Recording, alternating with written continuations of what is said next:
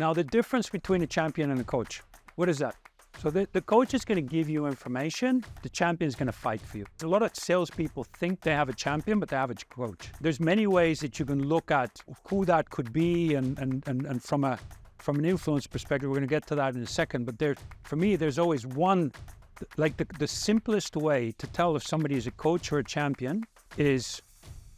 What is up, guys? Today, we're joined by Frederik Maris, head of EMEA at Zoom. However, this is not yet another interview, as Frederik actually stopped by at a roadshow event in Amsterdam. And guys, what a speaker. So Frederik enlightened us on the art and science of champion building in enterprise sales. So you might be asking, what cool stuff are we unpacking today? Well, first, Frederik dives into the MEDDICC methodology, revealing how having a solid system can be a game changer in sales. Then we also get into the nitty-gritty of why having a champion in your corner is so crucial, and of course not just any champion, but the right one. We then obviously talk about the difference between a champion and coach to also finally understand how to spot and test a true champion. So please enjoy Frederik's keynote at our afterwork event in Amsterdam.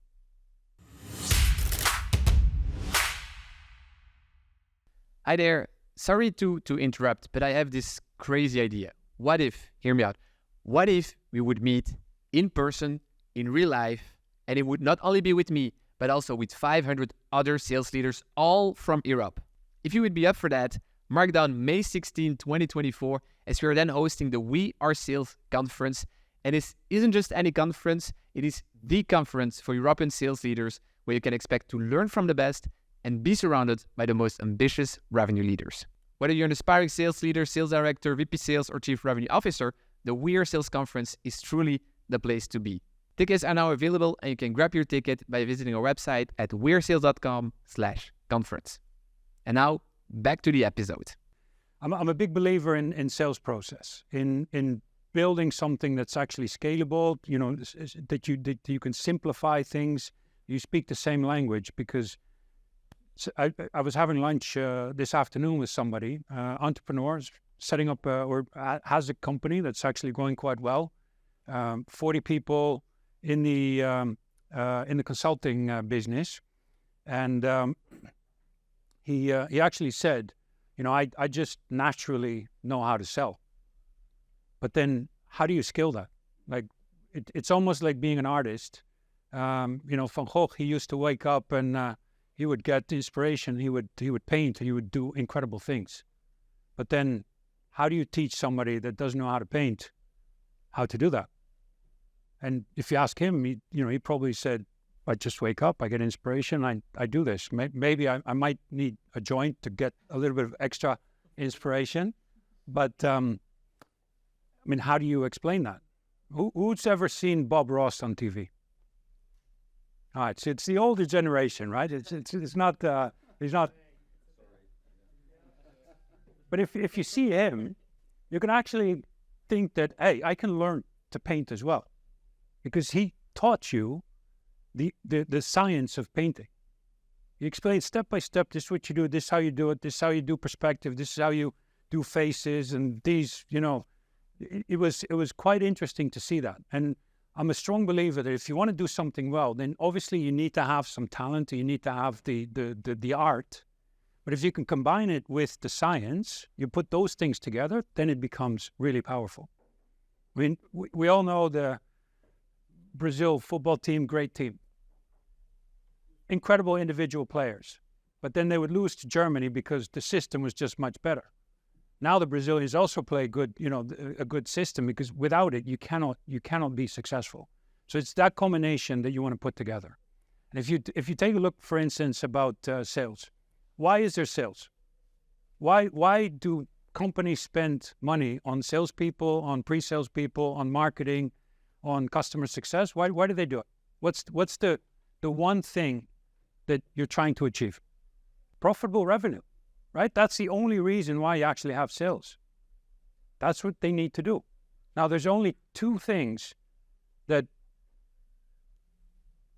get you to do profitable revenue. What's the first thing you need to do? If you want to generate profitable revenue, what's the first thing you need to do? Very simple. You need to find an opportunity. Because if there's no opportunity, what are you going to do? right? And to find an opportunity, you need to understand your customer, you need to do this, you need to do that. If you break it down, you need to find an opportunity. That's why, you're talking about doing the whole networking, because you need to set up meetings so you can actually get in touch with customers. But you need to find an opportunity. So that's the prospecting part. What's the next step? Once you found an opportunity, what do you do then? You need to sell, right? You need to bring it through the whole sales process. And to be able to do that, so my career, I started a long time ago. I actually started off as a sales for a very small IT company, but they were a reseller of Pro Engineer, of PTC. Who's ever heard of Pro Engineer? Who's ever heard of MEDDICC? Not that many people. So MEDDICC is a methodology that is your compass or your GPS through a sales process. And this methodology in high-tech software sales is incredibly powerful. There's a blog. So John McMahon was the CEO, he was the CRO, the head of sales of PTC back in the 90s. And then he went to several different companies. In 2007, he was the head of sales for BladeLogic. And he posted an article, you can find it on LinkedIn, in 2017. So that's 10 years later. And he said, where is the BladeLogic sales force today, 10 years after the IPO? And he mentions 30, I think between 20 and 40 salespeople that were either AEs, account executives back then, or maybe first-line managers. And he looks at them where they are 10 years later. Now, there's, I think, 15 or 20 CROs there. There's 10 heads of EMEA. There's another properly, like, high-level salespeople that have been very successful in their careers because of either luck, which is, what is the chances of that type of, let's say, growth after 10 years? Probably, 0.0001% that many CROs come from one company, from 200 people. Like half of the people are in really high positions, versus there's a methodology that they followed, which they implemented in the companies that they worked for, and as a result became really successful.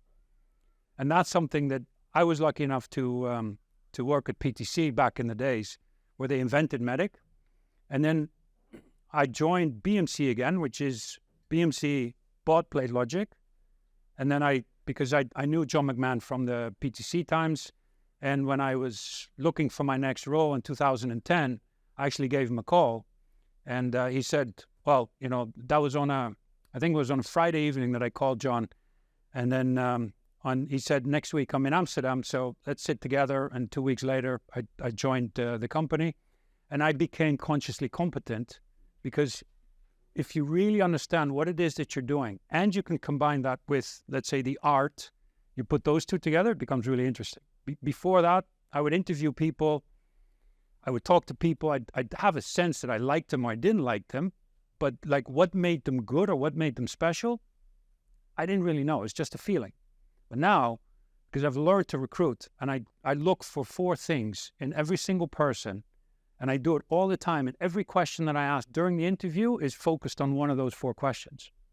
What I look for: intelligence, IQ, clock speed, how quickly can people learn, see things, but also EQ, because you need to deal with people. You need to work with people, right? It's the only way you're going to be successful. That's intelligence. The next one is character. What type of people do you want to work with? You want to work with people that do not give up, that find a way to get things done. You want to work with people that are very competitive, but they have to be team players. You want to work with people, at least I do. It doesn't say that valid for other people. You want to work with people that see a glass half full versus half empty, because negative people, they drive me nuts. I just dislike them. I don't want to work with them. I don't want to be with them. I'm looking for people that have self-awareness, that are accountable, that have honesty and integrity, and that they do what's right for the customer, for the partner, for the company. And sometimes it sounds a bit cliche, but we're not here only to drive in a nice car or live in a big house. I think we also have a responsibility to do something that's good for the world, leave it in a better place for whoever comes after us, whether it's our children or anybody else. So that's the character that I'm looking for. The third one is coachability. I'm looking for people that want to learn something, that want to develop, that are not afraid to try new things, because otherwise, how are you ever going to make change? And then lastly, there's always a basic experience level that you need to have. Do you know what it is to prospect? Do you know what it is to work for a SaaS company? Do you know what it is to work with partners? Do you know what it is to speak the language or the space that you're in, right? These are things that are necessary to a certain extent, because if you find people that are very smart, that are going to work really hard, and that are going to listen to people that want to help them, then you can make up for a shitload of experience. So I always like the younger people and the people that are smart and eager and hungry, and I'll take that 9 out of 10 times. I'll take that over more experienced people. So that's like becoming consciously competent. So in my interviews, I'm looking at intelligence, I'm looking at character, I'm looking at the coachability. The experience you can read from the CV, from LinkedIn profile. Every question there gives you a line of sight on what you do. So I've got basically, and I've been doing this with teams that I've had reporting into me. My whole career, I was at PTC 6 years. I was at EMC, and then in the 2000s for 7 years. I was at BMC for 4 years. I was at Splunk for 5 years. Now I've joined Zoom a year ago. And I've had a lot of teams that came on board, and I've always felt since 2010 that it's important to get buy-in from the people that are working with you, that they understand, that you actually understand what they're doing, and that you can help them, you can coach them, that you can develop them. So that's the becoming consciously competent is really important, because then you can help other people do it. And champion building is part of that. So who knows what champions are and what coaches are in a sales cycle?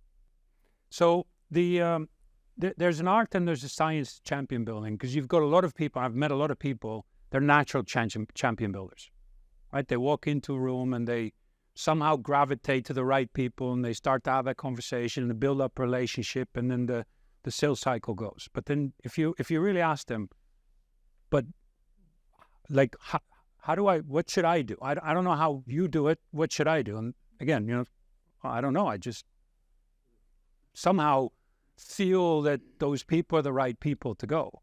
And this is where let's bring it to a science. What is the definition of a champion? I've got it here. If you look it up in a dictionary,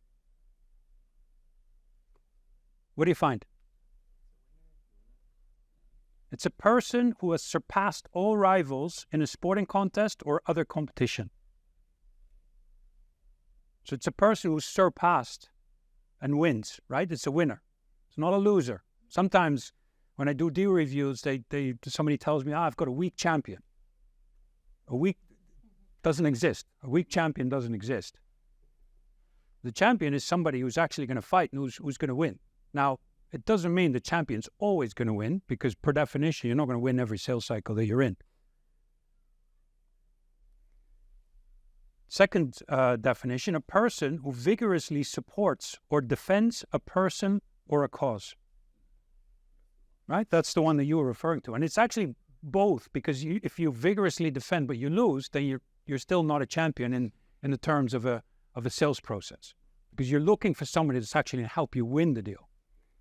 You mentioned a very interesting comment, because you're not always present in the account. And I know it all depends, right? Every answer is going to be, it depends. But what is an average sales cycle? Just take one high-end,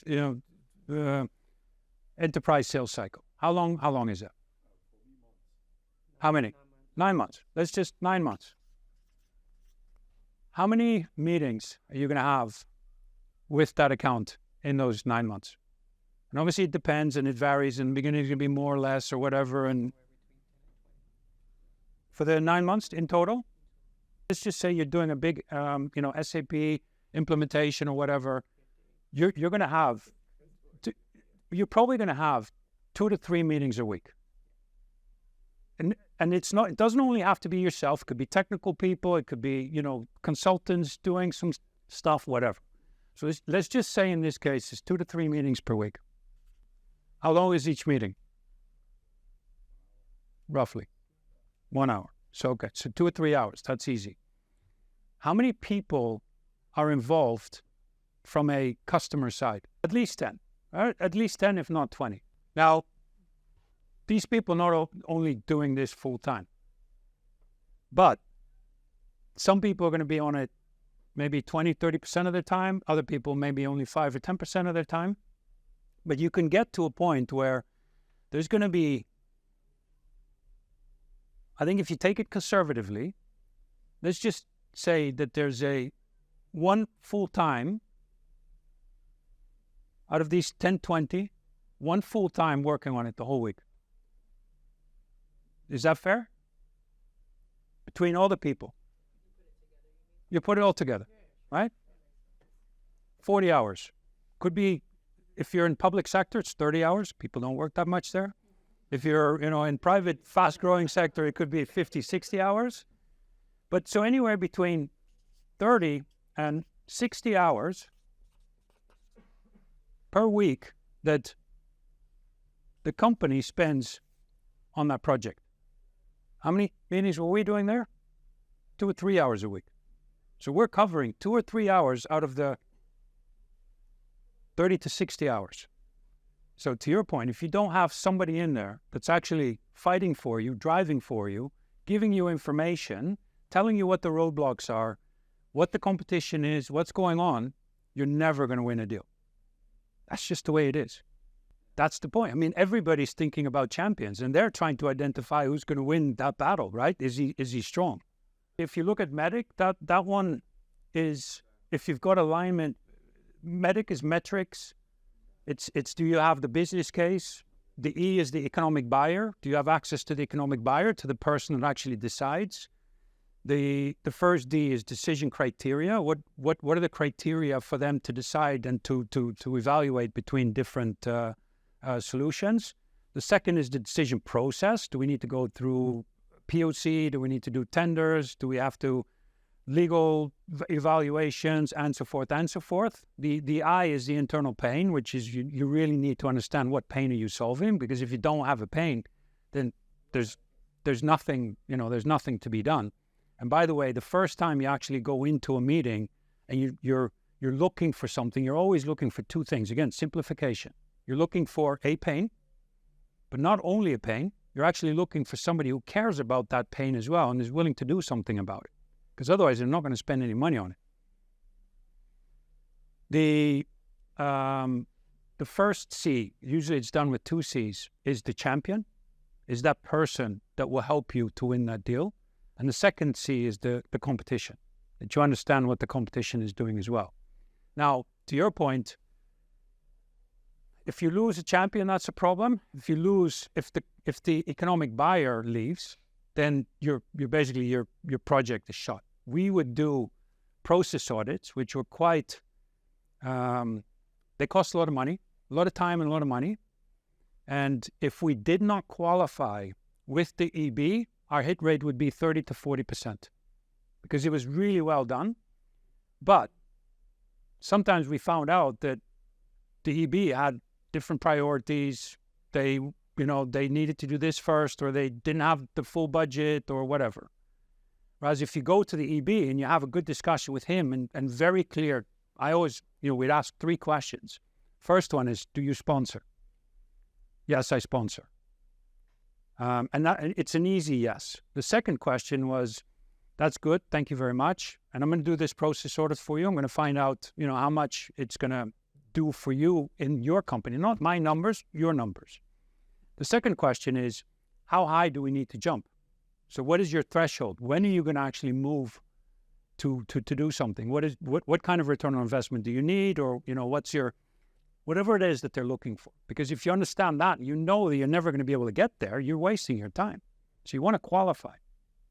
And the third question is, if we actually show to you that we jump over your hurdle, what are you going to do? Are you going to move? Are you going to, will you then be ready to make a decision? And when we did that, our hit rate went to 80, 90%. And the 10 or 20 was when that person actually left the company before we were through the whole sales process. But other than that, our hit rate was 90 plus. So if we go back to champions, so we've agreed why we need them. That makes total sense. Now, the difference between a champion and a coach, what is that? There were already a couple of good comments on that. So the coach is going to give you information. The champion is going to fight for you. Those are the really, when it comes down to the differences. And sometimes a lot of salespeople think they have a champion, but they have a coach. So they give him information. Oh, he's my champion because he gives me, or she gives me information. Oh, that's great. But if in the end, there's a point during the sales cycle where they need to make a decision, and then people get into a room, and as a vendor, you're never in that room, right? That's the internal decision that they make, where they compare the POCs or they compare whatever it is, that the criteria, the way they've looked at things. That's why it's important to understand what the criteria are and what the process is, because you need to know when is that meeting, who's in the meeting, who can you influence, all those things. But if the champion will fight for you in that meeting. And if you've got a real strong champion, you get to the point where, listen, you're giving me the responsibility to this project. I will do that, but I need to do it with these guys. And if you don't want to give me that project, that's fine. I won't take it. You give it to somebody else, and I might even leave the company, right? That's a real champion. He's going to fight for you in a really hard way. Where the coach call you up after the meeting, and he'll tell you, you're not going to get the deal. Say, okay, what happened? Well, they made a decision to go this way and that way. What did you do? Well, I watched them. I listened, right? They're not in that battle at that point in time. And there's many ways that you can look at who that could be, and from an influence perspective, we're going to get to that in a second. But for me, there's always one, like the simplest way to tell if somebody is a coach or a champion is in when you speak to those people. The coach, you speak between 9 and 5, and the champion, you speak before 9 and after 5. Because the champion is busy getting his shit done or her shit done during the day, right? They're working, they're doing this, they're playing, because they're getting stuff done. They don't have time to speak to vendors during the day. And when I look at my career, I've had many coaches in my sales cycles. I don't remember those people. But I very specifically still remember my champions in the big deals that I won. Name by name in, the different accounts that I worked for. You don't forget those people. So that's a really big difference. So what I have here, without a champion, you're wishing, hoping, and basically praying. You're counting on price as your only differentiator. You're planning to give the business to the competition, and you're leaving money on the table. So that's why champions are super important. There's 4 steps in the process of building a champion. What would be the first step? Absolutely. You need to identify a champion, a potential champion. So how do you do that? How do you identify what are the characteristics, what are the traits of a potential champion?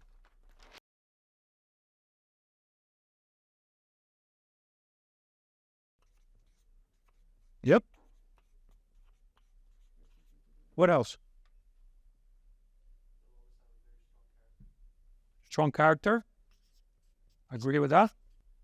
And the interesting thing about champions is also, like in the beginning, they're a bit standoffish, right? They're not going to just engage with you and deal with you because they're busy. They don't have time. They really need to be convinced of something. And if they're your champion, they're going to stay your champion usually. And so they're not going to change just from one moment to the other. So they're They're actually a bit standoffish in the beginning. They watch, they observe, they listen. That's what's going on. Credibility and influence is super important. So sometimes, like if somebody's just new in the company, 2-3 months there, could be very difficult. Unless they've been brought in to change, fix, do whatever, then they could be a big champion. Otherwise, they need to build some credibility and influence in the company. It's always, I do this exercise, like within your own company, who are the A players? Who are the people that get stuff done, right? Who are the movers? Who are the people that get the difficult projects, that make the promotions internally, that go to club or whatever it is, that get the difficult accounts, that turn them around? Those are the type of people you're looking for. So that's the type of, the characteristics of the people you're looking for. So that's the identifying a champion. What's the next step if you've identified a potential champion? Not only a relationship, you need to build them as a champion. So what does that mean? Trust, super important. Because you're actually building a relationship with these people that is going to, there's something at stake for them, right? This could usually, it's going to be a decision between, if I go with these guys and I trust them to deliver, then I can get that promotion or I can get that bonus or, whatever it is that they're trying to do. Versus if it's a failure, I might be out of a job, or at least I completely lose my credibility and my influence. And the bigger decision, the more important that difference is going to be. So you need to build trust. What else? They need to be convinced that you are going to help them with whatever it is that you're presenting there, right? They need to believe that, and they need to be trained, they need to be developed. For every investment, there's always 3 questions that finance asks. First one is, why do I need to spend any money? I don't want to spend any money. Finance doesn't want to spend money. The less they spend, the better they do. Why do I need to spend money? So you need to be able to explain, well, we need to invest $5 million into this because if we don't do that, our net promotion score is going to go down. We are going to lose that many customers. That's going to have a massive impact on our revenue and reputation and everything else. Okay, why do we need to do it with these guys? Because there's open source software, there's free stuff. Those guys are cheaper. My friend has a company, they do the same thing. Why do we need to do it with these guys? We need to do it with these guys because of A, B, C, and D. If you don't have a good story there, it's not going to work. And this is what your champion needs to learn, because if he cannot communicate that to the stakeholders, to finance, to all the people, he's not going to win the deal. It's going to be the cheaper alternative or the friend of the CFO or the CEO or whatever. And then lastly, why do we need to do it now? If we don't do it now, it's going to cost us this much. So because finance basically says, if you do it next fiscal, it doesn't exist for us, right? It's not real. Next fiscal is next fiscal. We don't have to spend that. So they're always pushing things away. No, we have to do it now, because if we don't do it now, these and these and these things. So you have to build your champion to be able to present those things equally as good as you would do yourself, because you're not going to be the one who's in that final meeting and who's in those 38 other hours of, let's say, communication internally when they're evaluating your solution and other people's solution. The other part which came up is you want to be personally aligned with the people as well. So you need to find out what are the personal goals, right? If you can make that connection and you can make it clear that you're in the same boat, then you're going to be very powerful together. And you get to a point where, and I remember that from the days that I was working with my champions, we'd be scheming. How do we deal with procurement? How do we get through this? How do we do that? How do we keep the competition out? How do you write the RFP in such a way that there can only be one winner? Because that person knew they wanted to do it with you. So that's the building part. Now, what do you do if you've built a champion? What is the next step that you do then? And there's 4 steps. Third step. What do you do in the third step? Sorry? Absolutely. You need to test. Because if you believe that you have a champion, but you don't, if they're not going to fight for you, the worst thing is that you think you have something and then you don't have it. So if you do a MEDDICC review and you look at the champion, you look at anything basically, thinking that you've got something, what do you do if you think that something's under control? You sit back, you relax, you don't do anything, right? It's under control, don't worry. We're going to close the deal. It's going to be we're going to close the deal in 6 weeks' time. It's all under control, don't worry. What do you do if you're aware that you've got a problem? You take action, right? Immediately, you're like, holy shit, there's a risk here. I need to do something. I'm going to call the person. I'm going to do this. I'm going to do that, whatever. So you always want to err on the side of caution. If I'm not sure that I have a champion, then I need to be sure. How do you make sure that you've got a champion? Is by testing the champion. And there's things you can do. There's questions that you can ask. Can you take me to this person? Can you put that into the RFP? Can you set me up for a meeting with that person? Are you willing to come to me with this? And why? Because it's in your advantage, because that's the way that we're actually going to win the deal. Everything has to be about the benefits for the company, for your champion, not because you want to go to Hawaii or, on whatever club. They're not interested in that. So that's the testing part. And then what's step number 4? Once you've tested somebody, what do you do then? I don't like the word because it's you work with the champion, or you use the champion, right? Because you're not using somebody, but you're just after that. It's like, how do we get the job done? And if you think this is basically, roughly, and I've got slides for it and points and everything, but roughly those 4 steps, if you think about the science of champions, and the science goes for all these different steps that you can do for prospecting. How do you do that? How do you the part that actually I was thinking about what you were saying about making connections and reaching out and setting up I personally fucking hate it when people just send me a note and say, do you want to connect? Why? Right? For me, there has to be a value, because I'm really busy. And if somebody comes with a recommendation or something's interesting, I totally agree with you in building a strong brand. Because if I see that you've got a strong brand, you're doing interesting things, and then you reach out to me, say you want to connect, then I'm like, hey, there's something interesting. There's something in it for me. So then I would reach out. But just somebody sending me a message, and I get so many of these, do you want to connect? Like, no, I don't. Why would I want to connect with you, right? Who are you? I have no clue who you are, what you want.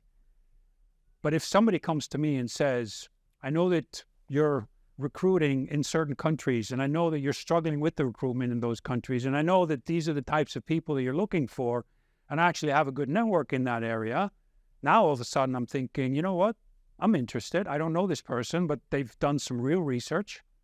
They understand specifically what I'm about, what I'm looking for. At least they've made some good, let's say, guesses or on that. And then I'm like, yep, I'm willing to take a call there, because there's going to be something that I can use to become better. And I think this is the same thing that you're looking for with champions, because if you're not adding value to somebody, then you're not going to be able to build a champion. Why would they?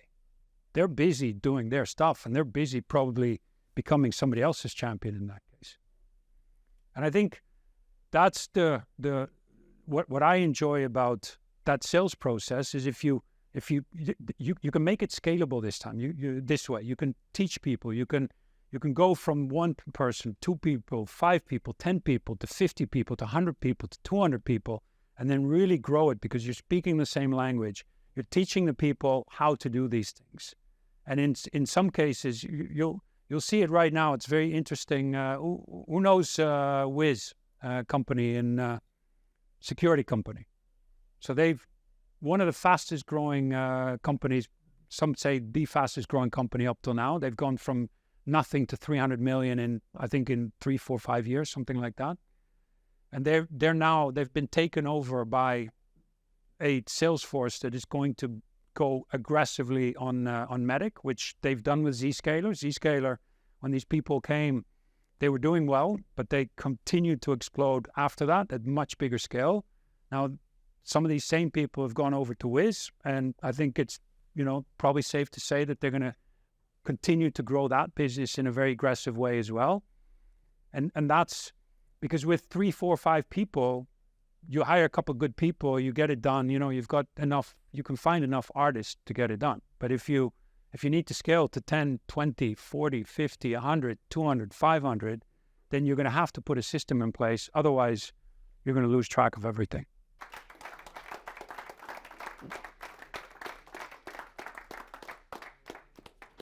Yeah, any questions?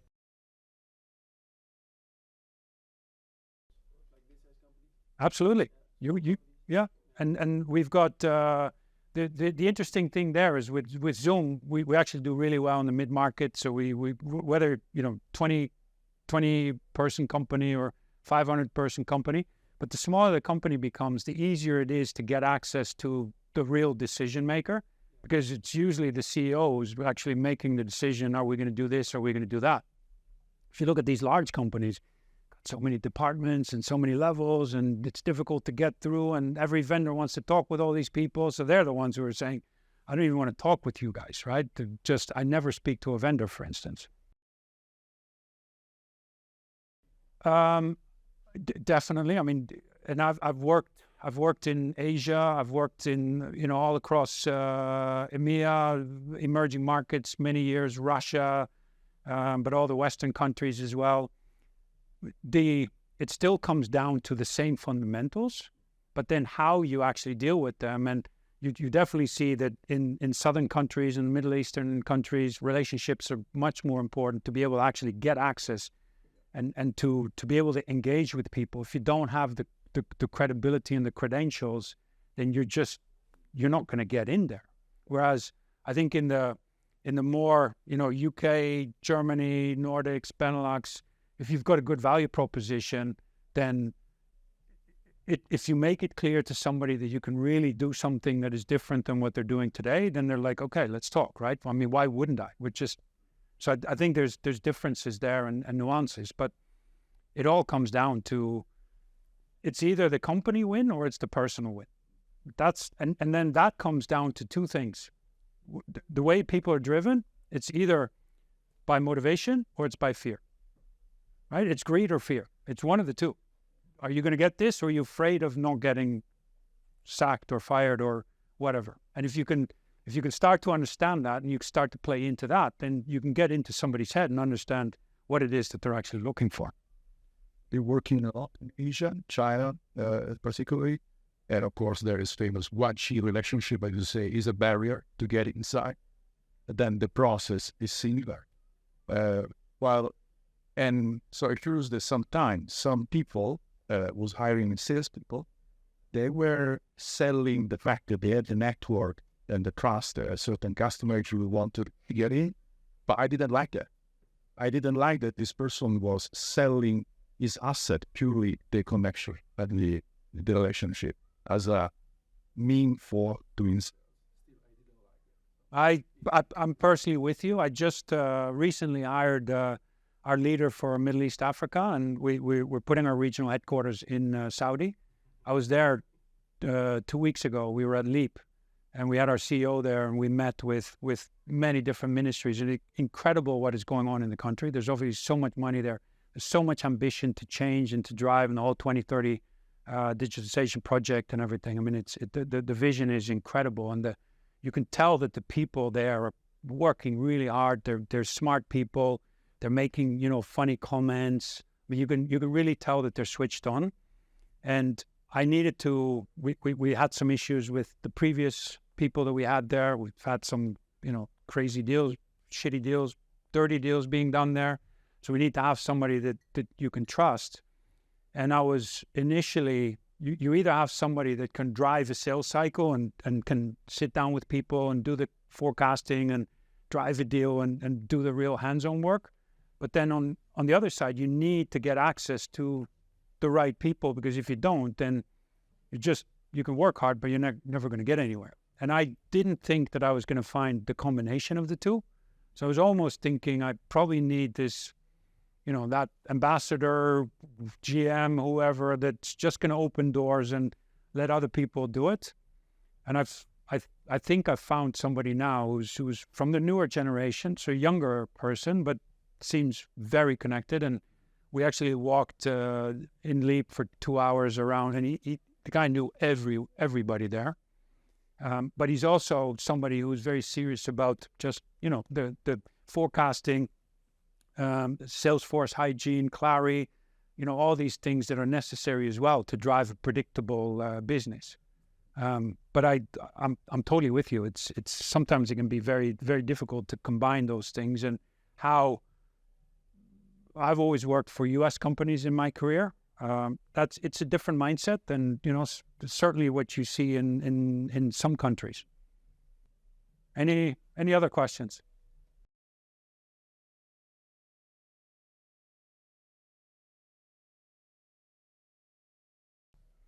So there's actually a couple. There's right now there's two that come to, well, actually three that come to mind. So one of them is when I was a rep for only 7 quarters, but this is long time ago, end of the 90s, and working with FICO. So they built trim and form systems on the eastern side of the country, and I was doing a demo. So we would call customers, we would set up a demo, we'd show them the product, which was very cool and very different than what the competition had.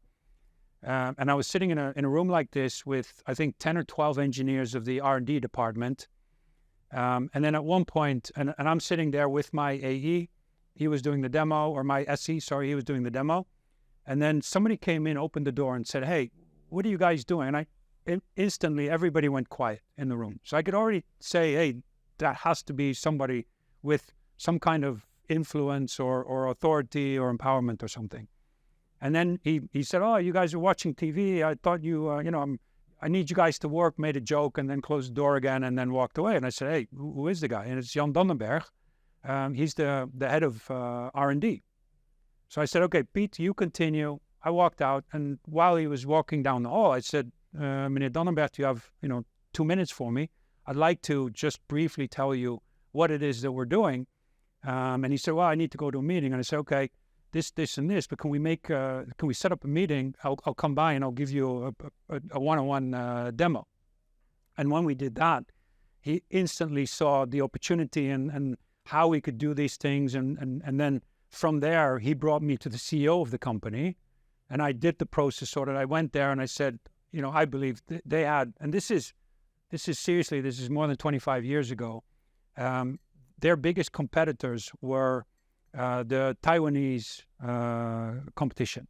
And FICO had the best product, but their lead time from ordering a new machine to delivering to the customer was something like 42 weeks. And the Taiwanese competitors were doing it somewhere around 24, 25 weeks. And they were obviously working on reducing that as well. They need to go under 20 weeks. So I understood what his biggest pain was. And then when I went in, I told, with obviously preparation of Jan Donnenberg, I went in and I said, "Meneer Bout, Jan Willem Bout, I think I can help you with shaving off probably anywhere between 6 and 12 weeks of those 42. I said, "I don't know exactly how many, but I can find out. I will need to speak to 20 different people within your organization. And if you're interested in that, then I can come back to you and I can give you a report on what my findings are. And then once I've done that, I can also prove it to you that we can actually deliver on that." And then he said, "Okay, that's interesting." So I asked him, "Will you sponsor me?" And he said, "Yes." So I said, "Here's an email. Can you please send it to these 18 people? And they all welcome me and they give me full access to everything." And I spent 45 minutes with each of these people. And then I showed them in these graphs on how they, instead of doing things sequential, they could start to do things at the same time. And because you could model in 3D, you could save a lot of fixing time, all that.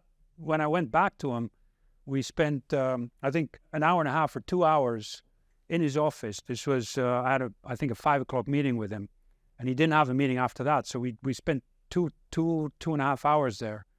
And he was really listening to me. I was a rep, an AE that had 1 year of experience. And he saw me as like somebody that actually knew almost more about his company than anybody else. And that, if you don't get access through your champion to people like that, then you're never going to get deals like that. And then we closed, obviously, a really big deal. Beto Durlinger was a guy at KPN that, he and I were scheming 7 o'clock in the morning, 8 o'clock in the morning. We're talking about how to do this deal and how to deal with competition and everything else. Jan's, oh shit, now I forget his, I knew his name. Scho is his last name. I forget his first name now. This was a deal with one of the pensioenfondsen. And this was at EMC. And I personally had actually given up on the deal. I didn't think we were going to get it done, at least in that quarter. We had 3 days to go in the quarter. And my finance guy actually said, I'm still going to draft up the documents. And I'm basically like, Alvin, why the hell are you going to do that? It's a waste of time. It's not going to work anymore. But he did, and thankfully he did, because it took like 2 days to generate those documents. And then Hanscho, that's what his name was. He continued to fight internally, and he went to his boss and said, look, these are the things that we need. And then they did it in such a way that I got a call 1 day later where Hans said, hey, you need to come here and we're going to get this thing done. And they had a reception for him because he'd been in the company for, I think, 15 years or something. And then at the reception, they actually said, you're going to get the deal that you were asking for. So it was weird. But these are the stories. I'll never forget them because you work so closely with these people. And that's really about champions. The coaches, I can't remember who they were. All right. That's it. We've once again reached the end of an episode. I just really appreciate you all spending the time. If you like what you heard, don't forget to subscribe to the podcast. And until next week with a fresh new episode.